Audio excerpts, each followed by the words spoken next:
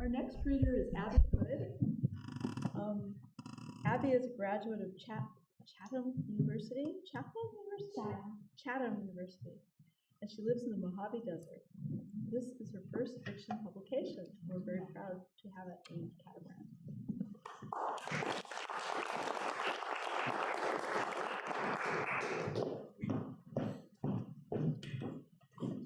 I never know what people come up with to say in front of these things, except thank you for having me in to read this.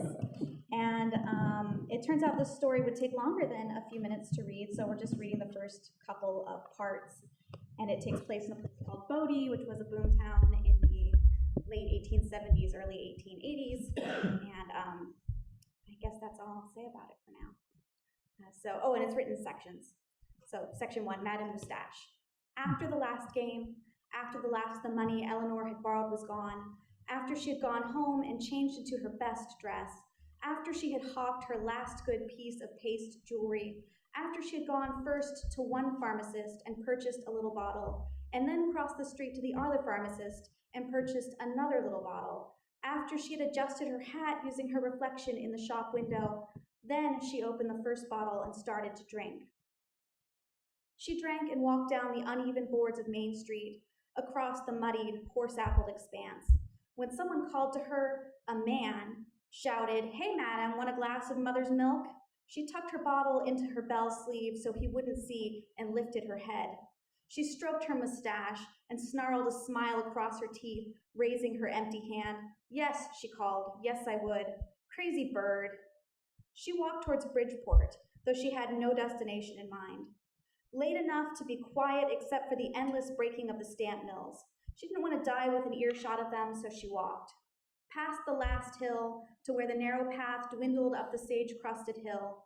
Over one of these hills was a meadow with some scrubby willows, a brook that sometimes leaked clear water in the right weather. She wanted to be there, quiet.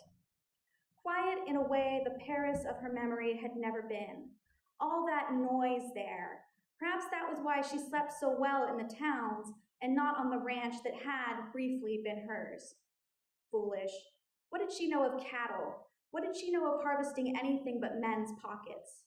She dropped one bottle, empty now, and opened the next with her teeth. Her head drifted. Heat mellowed through her, though her breath rose in a fog toward the moon. It felt like summer even without a coat. Above her, the stars rainbowed and quaked. They hummed at her. Had they always been so loud? Had the stars always sung Ave Maria in her mother's voice? Her mother, a second-tier opera girl, always in the chorus. She hadn't the connections to do better, nor really the ambition. Not like Eleanor, who had run to the Americas and never before now looked back. Had her mother in her old age developed the same pencil sketch of hair on her upper lip? She had no way of knowing. Her last memory of her mother, in a pale cotton dress, in a cut fashionable the year before, a man in a tall hat next to her, her mother's bright rouged lips contorted, "Au revoir, mon petit puce," her gloved hand a bird fighting its jesses. At the top of the hill, Eleanor could see the moon singing above her, joining a duet with the stars. It spotlit the golden meadow cupped in the shallow depression between the hills, and she went down into it. She could no longer hear the mills or the restless town behind her. She settled into the grass and lay her head on a stone she found there.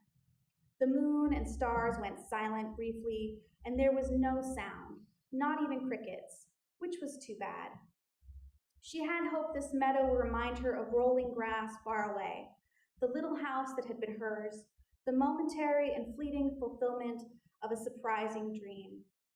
She tilted the bottle against her lips, didn't mind that it dribbled down her cheeks. The moon winked at her. 2 stars waltzed around it, and Eleanor was glad she had killed her husband. Damn glad. So vividly happy that she laughed and startled the dancing stars to stillness. She had a lot to regret in her life, but riding him down and giving him one right between the eyes, that she didn't regret one bit. She could picture him still, crouched by the fire, horse hobbled nearby, cropping the prairie. "Now, Ellie," he'd said, "you don't mean to use that shotgun." She'd pulled the trigger before he could ask her to sit a spell, help him make dinner, which he would have done. She regretted pulling the trigger too fast. She should have found out where the money was first. She could have done that. She could have sat down pretty as you please and helped him make supper, let him have a few swills, get him soused, waited for him to spill where the money was, let him fall asleep, head on his saddle, and put the muzzle to his sleeping cheek and pulled hard. She'd lost everything to his silver smile. No way to hire the hands, no funds for even a couple head of cattle. It had been too much to ask. The moon seemed to think not. It leaned down toward her. It pressed its stony lips to her cheek. It took her hand in its, lifting her to her feet, and led her across the wide, rolling hills. 2. Shepherds. It's the dogs that find her. The pair of them darting into the meadow ahead of their charges. They approach, hackles up, and head low, snarling. One of them lunges and grabs a mouth of skirt. The other barks from a safer distance. The sheep come over the hill, the 2 shepherds following behind. One sits in the wagon that passes for a home. The other sits a horse. The sheep divide as they flow into the field. The grass is brittle with frost and has only the memory of green left in it. Soon it'll be time to drive the sheep out of the mountains and down into the valley to wait winter out. Damn dogs, the one on horseback spurs his horse forward and slips from the saddle, landing a kick to one of the dog's bellies. It yelps and backs away, the other following it. He bends down, touches the woman's shoulder. Ma'am, he does not yet recognize her. 3. Undertaker. One shepherd stood guard over the body while the other rode fast into town and went straight to the sheriff, who went straight to the coroner, who then sent the shepherd to fetch the undertaker because he was not going out at this god-awful hour to haul some dead whore out of the field. The undertaker, Henry Ward, his breath carrying the story of his night, asked the shepherd to hitch his horse while he dressed. The shepherd led him to where she was being guarded against the dog. Her head lay on a stone, one arm crooked across her stomach like she'd just laid down to look at the clouds. Madame Mustache in repose, he'd said. Okay?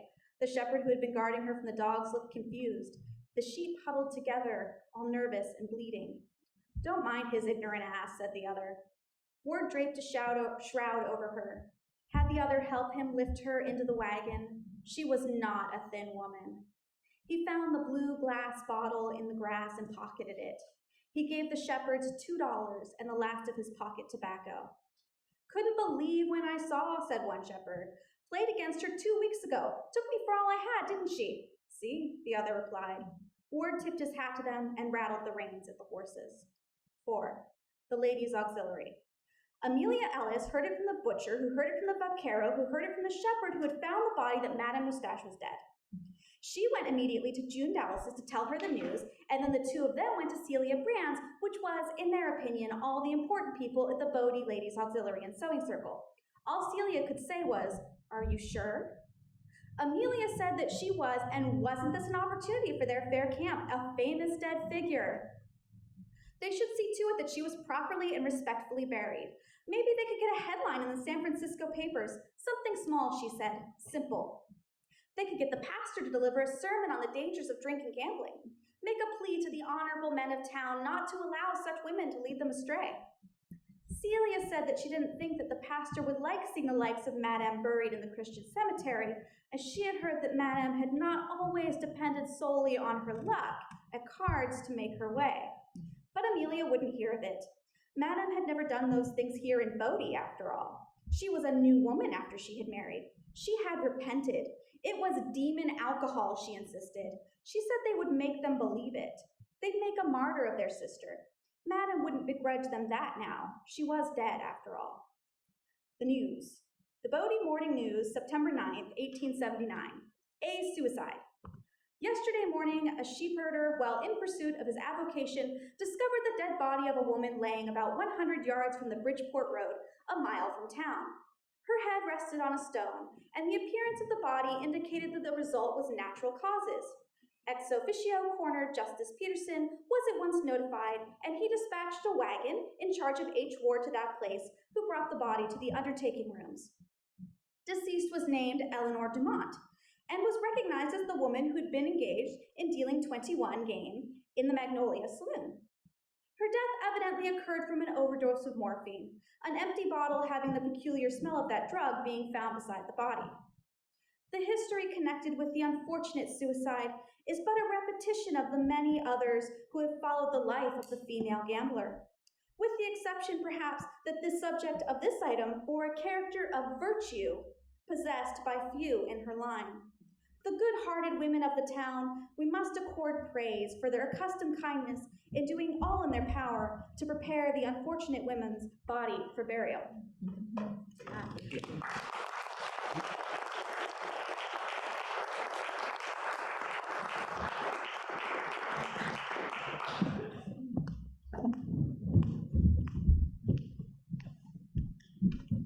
Thank you, Abbey.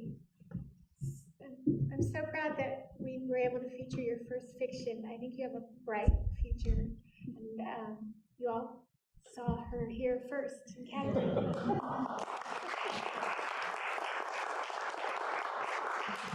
I met Abbey a year ago when she came to the winter issue release last year, and I found out she was writing a story about Bodie. It's one of those. It's actually one of those gold rush towns that was really illustrious. It's now abandoned that you can tour as a ghost town. But she brought it all to life, or deeply imagined it, and so it feels alive.